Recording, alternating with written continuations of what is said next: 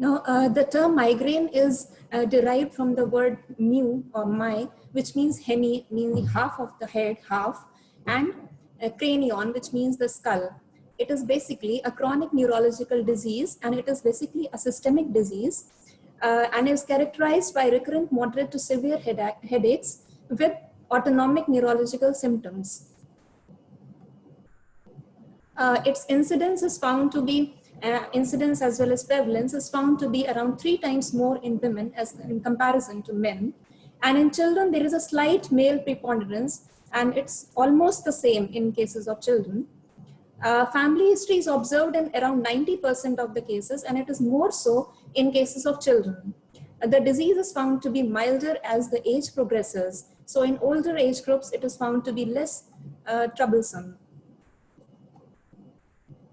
The disease affects half of the head. As we all know, its name suggests that it affects half of the head. It is pulsating in character, and gradually it keeps on increasing.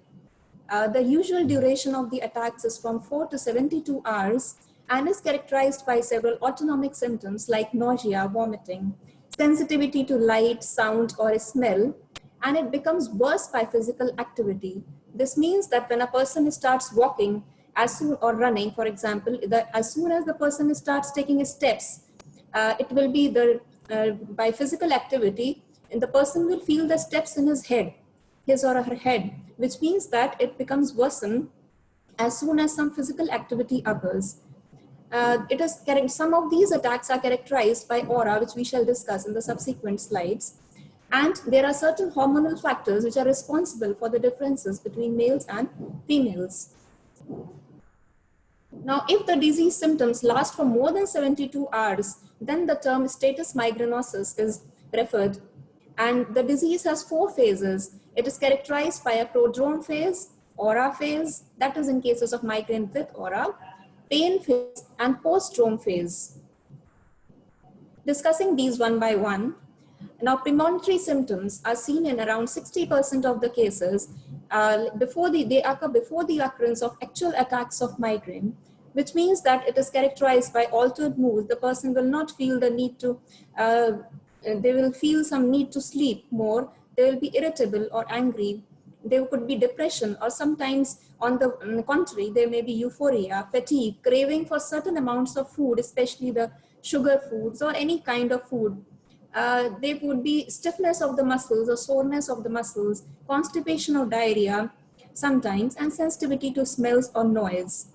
Sensitivity to smells and noise also occurs in the main phase of migraine, aura, as well as and both migraine with and without aura may have these prodrome phase. The aura phase is seen in around 15 to 30% of the people, and most people who are having migraine with aura also have certain attacks in which migraine will occur even without aura. So migraine without aura is more common in comparison to the migraine with aura. Transient focal neurological phenomena which occur before or during headache are known as aura. That is the definition of aura basically. Now, aura is usually of gradual onset, and it will last usually for less than 1 hour. Visual aura is the most common amongst all these, and it is seen in around 99% of the cases. Sensory aura may be seen in 30 to 40% only, and motor or more than one aura may also be seen in some of the attacks of migraine. The visual aura most commonly is characterized by a scintillating kind of scotoma, which means that there would be something which is shining in the things which we are seeing, but also along with that, there would be scotoma, means some portion of the things would be blurred. Hemianopsia may be seen, that is characterized by loss of half of the vision or blurring of vision. Now, this is just to show what various kinds of aura we can get in a patient with migraine or migraine. It is in the first one, as we can see, it is the person is visualizing some zigzag fold kind of a structure. In the second one, we can see some extra things which have appeared on the fold, which means that this is some positive scotoma, means the scotoma is there, the vision is blurred in certain areas, but some other positive structures are seen along with it. There could be negative scotoma. In the third one, we can see there is a negative scotoma, which means that some portion of the vision is blurred. However, there are no extra things. And then there could be one-sided loss of perception. Some other examples of migrainous aura, in which the A image, we can see that there is some blurring of the structure. The second one, there is some effect like some tunnel kind of thing can be seen, like this. And then in the third one, once a person is reading this document, they can see that some portion is blurred, and also there is some zigzag lines which are appearing. Now these zigzag lines are very characteristic of in migraine. That is what fourth kind of structures can be seen in this, and they gradually keep on increasing in size to cover more portion of the vision. And sometimes the other side of the field of vision can also be involved. So from one side, it becomes bilateral. And then in D image, again, we can see there is some blurring of image. In the fourth, we can see these zigzag lines, which have almost covered the entire image. Since in this phase, there is no pain, so people can as well experience the natural photography. This doesn't mean that it is not very, it is still troublesome for the people. Now in the image G, we can see that all this is extra things which are appearing in front of the person. So it seems as if the person is walking normally, but it seems as if he is coming from some road kind of thing. So this is extra thing with just nature or our own body has just put on these things in our vision.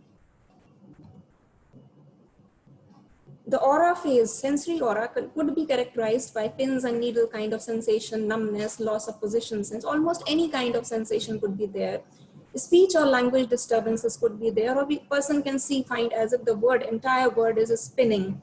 Motor symptoms like the presence of weakness of half of the body, and usually the weakness lasts for less than 1 hour, as we have already seen that the aura phase lasts for less than 1 hour. Auditory hallucinations or delusions may also occur, though they are quite rare. So we have seen that visual aura is most frequent, followed by sensory aura, followed by language aura. Then comes the real troublesome phase, which is the pain phase. Now pain phase is basically characterized by, it usually is unilateral, but it may be bilateral in around 40% of the cases. There is unilateral throbbing kind of sensation. It is moderate to severe in intensity. It is not mild. Mild attacks are usually a feature of tension type headaches rather than migraines. So the attacks are moderate to severe. They increase gradually. They have a variable frequency. They are aggravated by physical activities. And neck pain or pain on the back or the top of the head is an important characteristic of these kind of pains. It will last in children, it may last for less than 1 hour. So atypical symptoms can be seen in childhood migraines. The usual attacks in even children are between 2 to 72 hours. Nausea may be seen in around 90% of the cases and vomiting in 1/3 of these. Photophonophobia, as we have already seen, that there could be sensitivity towards light and sounds. There could be osmophobia, that is sensitivity towards certain smells. Now I remember a lady who had a lot of osmophobia during the migraine phase. She could not just tolerate the smell of sweets. In the sweet shop when she used to go, she just couldn't tolerate that smell of the ghee which was used in the making of the sweets. There could be fatigue and irritability. Now, there could be blurred vision, nasal stuffiness, and autonomic things could continue in this phase as well, like diarrhea, frequent urination, pallor, sweating, and some rare things like epistaxis. Swelling or tenderness of the scalp, allodynia could also be seen. Allodynia is a feature of migraine as well as, though it is more commonly seen in tension type headaches. There could be neck stiffness, and rarely there is a migraine in which there is no pain. So that is called acephalic migraine. Only the aura phase is there. Usually, as soon as the person ages, the symptoms become less in intensity, so the associated symptoms decrease in the elderly population.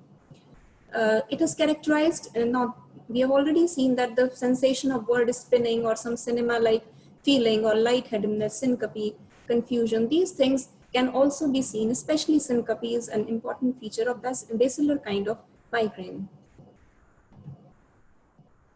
This is followed by a post-drone phase in which the person feels sleepy. They don't feel like doing any activity. They may have mood swings. They may have experienced weakness. And the post-drone phase, there is no fixed time. It varies from time to time. Sometimes it may disappear very quickly once a person sleeps and wakes up. Causes could be several. There are several genetic and environmental factors which are responsible for this. The risk is seen more common in twins. It is stronger, the genetic factors are stronger for migraine with aura. The family history is more often seen in these people. And differential diagnosis could include disease entities like CADASIL, familiar hemiplegic migraine. So family history could be associated depression, anxiety, and certain psychiatric disorders may also be seen in cases of migraine. Now, the triggers could include, the triggering factors could be seen around even 1 day prior to the onset of migraine. There could be some triggers, like stress is the most important trigger of migraine, hunger, fatigue, post-traumatic stress disorder, and sometimes it is seen that even indoor air quality. There have been people who once they go to some buildings which are under construction, they may have, or certain buildings which are known to be triggering these attacks of migraine. So there are certain migrainous buildings as well. Now, lighting, excessive or lighting or very less light, the disco lights, noise, music, even certain odors, television, sexual activity, weather changes, strong odors. So anything can be, all these things can be the triggering factors. Now, triggers are not the same in every person. The triggers may be different in different people. Hormonal factors are seen more in cases of migraine without aura, and they are often associated, especially in females, like menstrual periods, menarche, the use of oral contraceptive pills. They are relatively contraindicated in women with migraine, pregnancy, perimenopausal and menopausal periods. So they may all influence migraine in some way or the other. Estrogen has been found to be an associated factor in these cases. Diet. Now, diet is again a very important trigger. Now, diet it is seen in around 12 to 60% of the people. Now, dietary triggers could be anything. Almost any food can be responsible for triggering migraine, but the common ones may be the use of chocolates, cheese, processed cheese, red wine, and certain processed foods, cold drinks, artificial sweeteners, pulses, eggs, fish, nuts. But these things are different for every person. So it is not that the things which are triggering migraine in one person would be the same as those triggering migraine in the other people. Certain drugs like reserpine, indomethacin, caffeine. Now, caffeine is used for the treatment of headaches, but it is also a trigger for headaches. Alcohol, estrogens. Now, these things can trigger migraine attacks. Now, there's a debatable thing called smartphone headaches. The use of a smartphone is increasing gradually, and it is seen that there are so many people who complain of headaches with the use of smartphones. Though it is found that it is not actually the smartphone or radiation. It is debatable whether it is actual radiation which is responsible for the migraine, or it is the long duration of working on phones, if that is, or maybe night awakenings, if that is the actual trigger. So more studies are needed on that. But still, it is the phones are sure to ring a bell in people who are experiencing headaches. Now, monosodium glutamate, a Chinese salt, it is often, there are people who implicate it in migraine, though it is not yet clear. Most of the studies refute this. So only a person who is allergic to monosodium glutamate should restrict the use of this, and otherwise it's not yet proven whether it is actually responsible for migraine or not. Coming to the pathophysiology. Now, the pathophysiology has been undergoing a lot of changes, and since long time, people have been debating as what is the actual cause, why migraine is triggered in certain people, and only with certain triggers and not with the others. It is seen that there could be two things which are actually responsible for triggering. One is thing known as central sensitization, and the other thing is known as peripheral sensitization. Now, both central as well as peripheral sensitization finally results in activating either the trigeminal nociceptors or directly or through the trigeminal ganglion. The central sensitization may be driven because of sensitization of the thalamic neurons by certain central mechanisms, which involves the use of serotonin, maybe substance P, and some neurotransmitters may be involved in that, or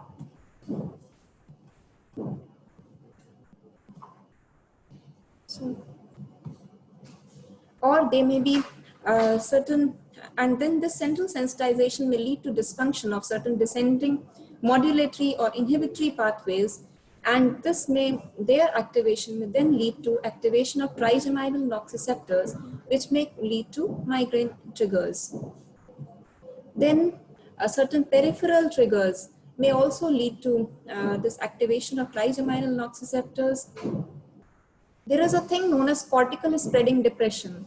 Now, it is seen that in those people, the triggers are seen, the attacks occur first in one portion. So maybe in some cortex or some area, these cells are sensitized first. Then through the thalamic neurons, the process becomes bilateral. So that is what is responsible for cortical spreading depression, in which we see that there could be certain, if it is an aura, then we could see that aura is spreading from one portion and scotoma is spreading to the entire field, the other side also. And then this finally, the activation of trigeminal nociceptors leads to what is known as neurogenic plasma extravasation. And that is, and then this may lead to certain structural changes in the durameter, which may be responsible for causing migraine pain. So the mast cell degranulation, post-capillary venule leak leading to plasma aggregation may all be the factors which may actually occur. Now, the end product, which is known as this, is actually a kind of inflammation of durameter, which is a sterile neurologically driven inflammation of the durameter, which is the responsible for migraine. The International Headache Society has been giving certain diagnostic criteria for migraine, and the recent ones are those which have been published in Cephalgia 2018. They are known as ICHD3 classification of headache. Before that, ICHD3 beta classification came. Now this is the recent one. And this classifies all the headaches into either primary headaches or the secondary headaches. Now, primary means mostly those headaches in which the exact cause is not known. And secondary headaches are those in which there is certain thing lying in the brain, which is responsible, brain or even surrounding structures, which is responsible for causing headache. Now, secondary headaches could be caused either because of trauma, injury, certain space occupying lesion, or things like that. Primary headaches are basically four kinds: migraine, which we have been studying, tension type headaches, trigeminal autonomic cephalgias or TACs, and other primary headache disorders.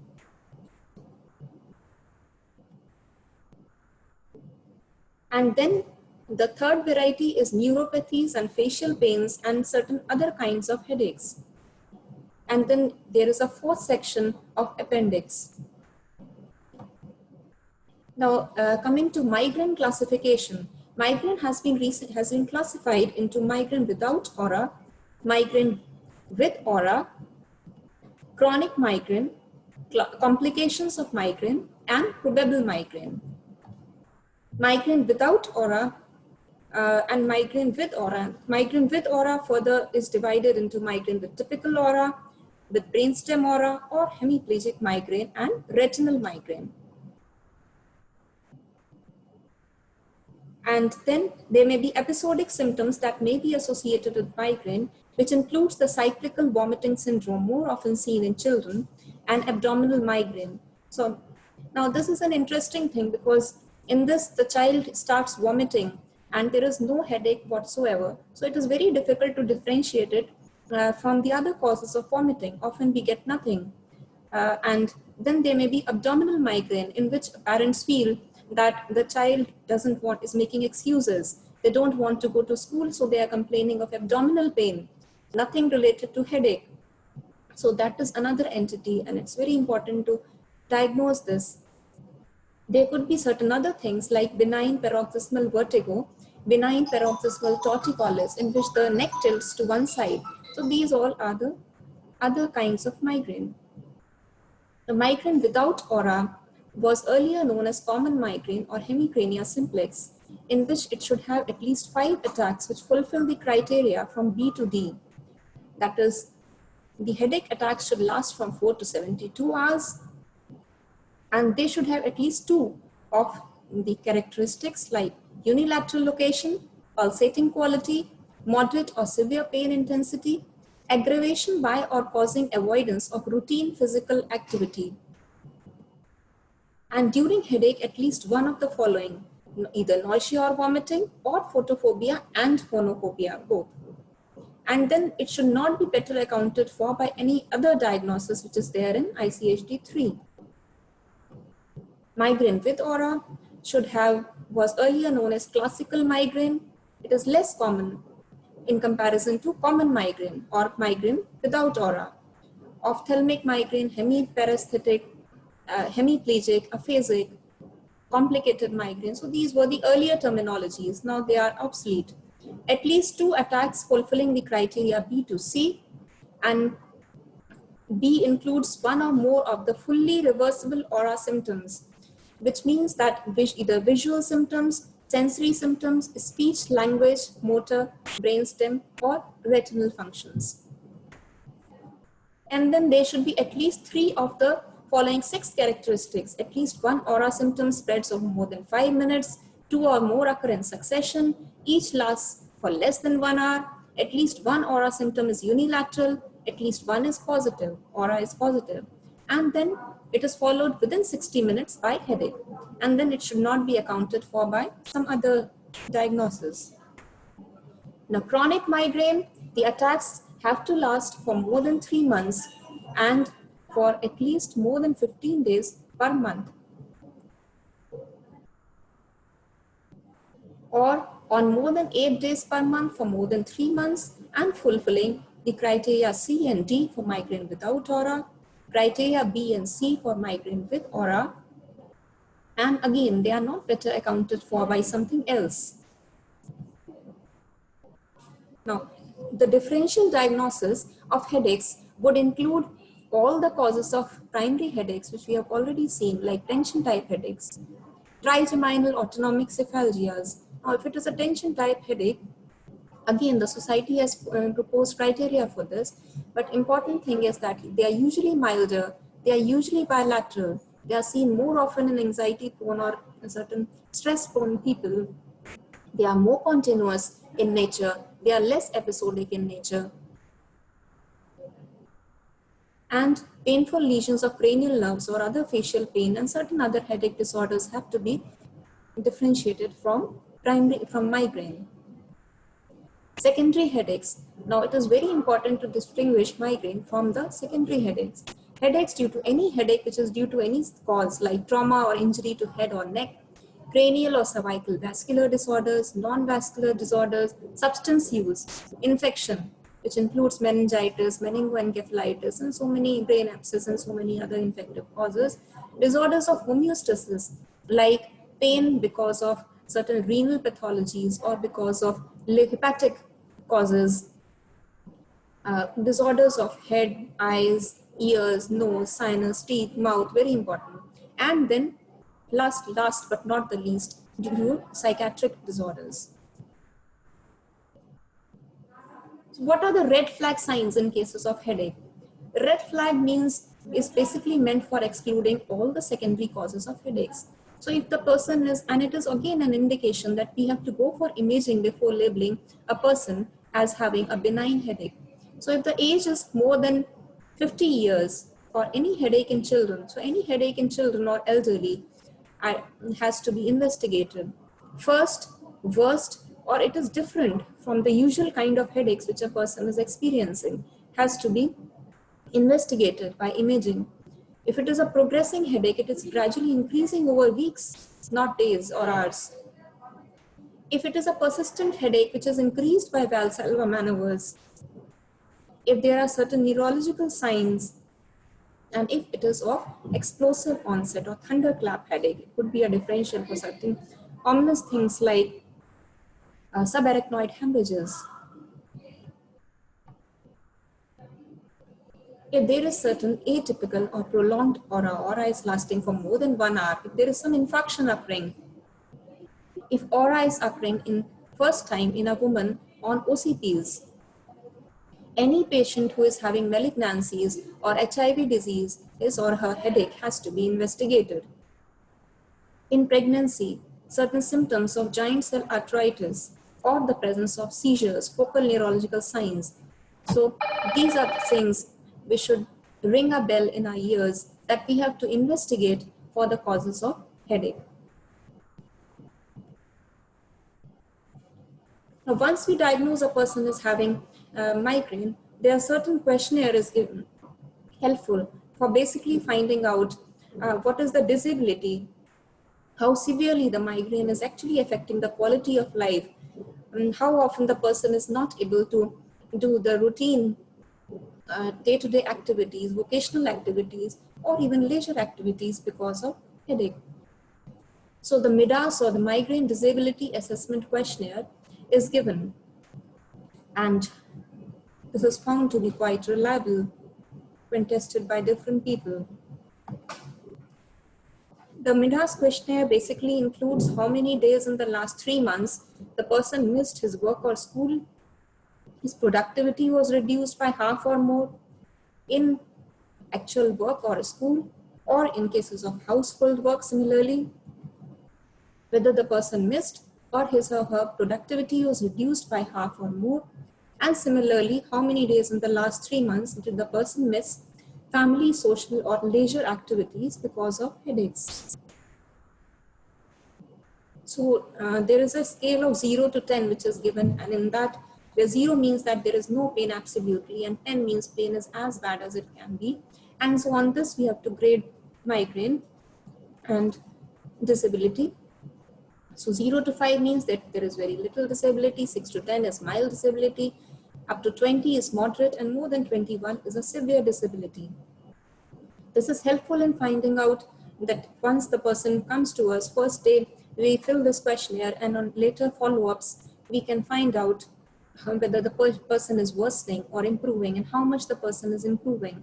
Because in most of the treatment protocols, after 1 month of treatment, if we have given prophylactic treatment and there is a reduction in 50% of the severity of symptoms, then it means that our treatment is successful. Imaging, investigations, imaging, we have already seen that if we are expecting certain red flag signs, we have to investigate using CT or MRI. MRI is usually the treatment of choice. CT can be used in resource limited situations. EEG, there is no indication for EEG in cases of headaches per se, but in cases of associated seizures, like in cases of migralepsy, one may go for EEG. Avoidance of trigger is an important thing. Now, treatment. Now, once we are managing migraine, there are 3 important things which we have to treat, which we have to take care of. Now, one aspect is a preventive treatment, and the other aspect is the avoidance of triggers, and the third one is that once the prevention is the aborting of the attacks at that time. So one is acute treatment, one is prevention, and one is the avoidance of triggers. So there are three pillars of management of migraine. It is seen that migraines with aura increase the risk of ischemic stroke or even heart disease and strokes. So migraine has to be treated. Preventive management will include things like anti-epileptics, important ones being topiramate, divalproex sodium, beta blockers like propranolol, antidepressants like amitriptyline, calcium channel blockers, ACE inhibitors or ARBs, triptans like zolmitriptan, frovatriptan, and these are effective in prevention of menstrual migraine. Carbonic anhydrase inhibitors like acetozolamide.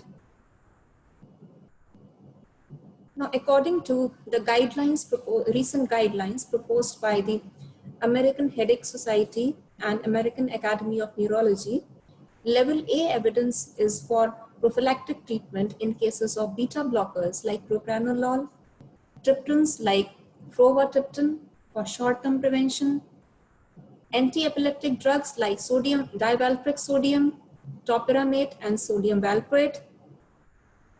Level B evidence, which means that they are probably effective and should be considered for amitriptyline, and certain beta blockers like atenolol, nadolol, triptans like naratriptan, zolmitriptan, and level C evidence for which is probably effective and may be tried are ACE inhibitors like lisinopril, alpha agonists, ARBs, anti-epileptic drugs like carbamazepine, and certain other beta blockers.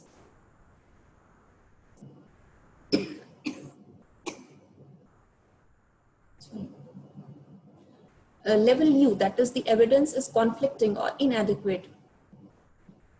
That is seen in cases of anti-epileptic drugs like gabapentin, certain antidepressants like SNRIs. So there is not much evidence for these. And certain other drugs like acetylamides, cyclopentone. So negative evidence for lamotrigine, level B negative evidence for clomipramine, and level C for clonazepam, oxcarbazepine, telmisartan. Now that was about preventing the attacks of migraine. When to use prophylactic treatment? Once a person is having more than 4 attacks of migraine per month, that is usually an indication of giving prophylactic management. If the person's number of headache attacks are less, then we may go for abortive treatment. Abortive treatment, however, has to be given in cases of in cases of preventive treatment also in certain cases. But if the person has been using, the disadvantages of using abortive treatment is that if a person is using abortive treatment daily, that is, for example, for more than 10 to 15 days per month, then there is a risk of rebound headaches. So abortive treatment is not to be given daily. If the attacks are very less frequent, then we may go for abortive treatment, which includes NSAIDs. Now, almost all the NSAIDs are effective. The choice depends on the patient, whichever is found to be the most effective. Opioids, they have an abuse potential and should be avoided. Corticosteroids may be used in certain kinds of, people have tried, more effective in cases of cluster headaches and the like. And antiemetics, now like metoclopramide, they have to be added once the person is having associated symptoms like vomiting. Intranasal lignocaine, people have been trying. Caffeine is found to be effective in certain people. Oxygen, yes, it may be tried, and it is seen to be a broad spectrum kind of treatment for headaches. It is even migrainous headache may respond to oxygen treatment. Abortive treatment also includes specific drugs like triptans, which may be available. Some of them are available in oral form, some in injectable form, and others are available in the form of nasal sprays and ergot alkaloids. Principles are treat early in the attack before the actual attack has set in, otherwise they won't be effective. Use the correct dose and formulation. Use for a maximum of 2 to 3 days per week. And use only if the attacks are infrequent. Preventive medication creates problems, or it is compliance is a problem, then one may go for abortive treatment. Before changing on to the next drug, try one drug for at least two different attacks before determining that the drug is ineffective. If at all the treatment is ineffective, then reconsider the diagnosis. Treat early, use optimal dose, don't give inadequate dose. Change formulation only if you find that in 2 of the attacks the person is not responding, or if they are having any medication side effects. Triptans are selective, these serotonin agonists. Advantages are that they have a rapid onset, high efficacy. However, they are contraindicated in cases of coronary diseases, heart diseases. They are contraindicated. Diabetics, obesity, hypertension, hypercholesterolemia, pregnancy. These are, and even in cases of hemiplegic migraine, because there are more chances of going into infarctus state. So these are the contraindications. In migraine with aura, triptans should be used very cautiously. They are available in different forms like sumatriptan tablets, olmestiriptan, ergots. They are basically vasoconstrictors, and exact mechanism of action in migraine is not known. They are found to somehow inhibit the mast cell or inflammatory response. Adverse effects are thrombophlebitis, history of coronary artery disease, or peripheral arterial disease. So they are contraindicated in those cases. Pregnancy, they are not to be used. Now, certain other therapies like biofeedback, yoga, relaxation techniques, acupuncture, there are so many alternative medicines may also be effective depending on the person, individual's response. Things like riboflavin, magnesium, flunarizine, etc. are being tried. Now, physiotherapy, massage, relaxation are some other things which may help.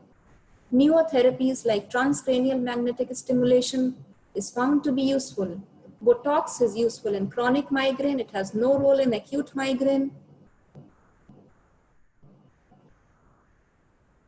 Now, a word about children with migraine. Usually children with migraine, that is pediatric age group, including adolescents, they have to be offered abortive treatment earlier in the attack. Ibuprofen oral solution has a level B evidence for initial use that may be followed by sumatriptan or naproxen. Combinations may be used. Zolmitriptan nasal sprays are available now, and rizatriptan oral disintegrating tablet is also available. Then we may also go for behavioral therapies which are effective even in cases of children as in adults. Special populations like elderly may benefit with the use of things like acetaminophen, opioids, etc. Though we must remember the abuse potential.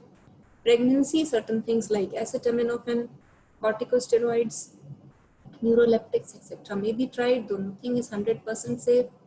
In status migrainosus, if the attacks last for more than 3 days, we have to give adequate hydration, antiemetics, plus other symptomatic treatment. And steroids may be helpful along with the NSAIDs. Treatment success depends on what is the severity of the disability, what is the cost of treatment, especially in the resource limited settings. Onset of relief, what rescue medications we are using, what is the intensity or frequency of attacks, what kind of emergency care is available, what are the adverse effects that are very important. Often people may discontinue medicines because of adverse effects rather than treatment, rather than aborting of the pain because of the medicine. And whether the person is returning to his or her normal function or activities, that is the most important indicator of the success of the treatment. It is the level of patient satisfaction which ultimately counts. Hence, the take-home message is that migraine is treatable, and so it should be treated. Thank you. Stay safe. Thanks for hearing.